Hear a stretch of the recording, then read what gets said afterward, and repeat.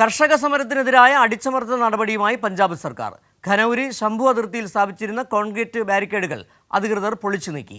കർഷകരെ കൂട്ടത്തോടെ അറസ്റ്റ് ചെയ്ത് നീക്കിയതിന് പിന്നാലെയാണ് നടപടി.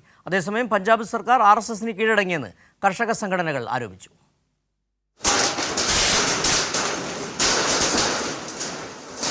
പഞ്ചാബ് ഹരിയാന അതിർത്തി പ്രദേശങ്ങളായ ശംഭു ഖനൌരി എന്നിവിടങ്ങളിൽ കർഷകരുടെ പ്രതിഷേധത്തെ അടിച്ചമർത്തുകയാണ് പഞ്ചാബ് സർക്കാർ. ഖനൌരിയിൽ പ്രതിഷേധിച്ച സ്ത്രീകൾ ഉൾപ്പെടെ 700ഓളം കർഷകരെ പുലർച്ചെ 3 മണിയോടെ പോലീസ് ബലം പ്രയോഗിച്ചു നീക്കി.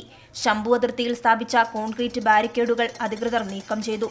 കർഷകരുടെ താൽക്കാലിക പ്രതിഷേധ വേദികളും ഷെൽട്ടറുകളും പൊളിച്ചു നീക്കിയതോടെ പോലീസും കർഷകരും തമ്മിൽ ഏറ്റുമുട്ടലുണ്ടായി. 1 വർഷമായി അടച്ചിട്ടിരുന്ന ശംഭു അംബാല റോഡ് വൃത്തിയാക്കുന്നതിനായി ബുൾഡോസർ മെഷീനുകൾ വിന്യസിച്ചു. 3000-ലധികം പോലീസിനെയാണ് ഇവിടങ്ങളിൽ വിന്യസിച്ചിട്ടുള്ളത്. ശംഭു ഖനൌരി അതിർത്തികളിലെ ധർണകൾ പിരിച്ചുവിടുന്നതിനിടെ നിരാഹാരമിരുന്ന കർഷക നേതാവ് ജഗജിത് സിംഗ് ദല്ലേവാൾ, കിസാൻ മസ്ദൂർ മോർച്ച തലവൻ സർവർ സിംഗ് പാന്തർ എന്നിവരെ ഉൾപ്പെടെ പോലീസ് കസ്റ്റഡിയിലെടുത്തതിന് പിന്നാലെയാണ് പഞ്ചാബ് സർക്കാരിന്റെ നടപടി. അതേസമയം പഞ്ചാബ് സർക്കാർ RSSന് കീഴടങ്ങിയെന്ന് കർഷക സംഘടനകൾ ആരോപിച്ചു. കേന്ദ്ര സർക്കാരും പഞ്ചാബ് സർക്കാരും ഒത്തുകളിക്കുകയാണെന്നും കർഷകർ കൂട്ടിച്ചേർത്തു.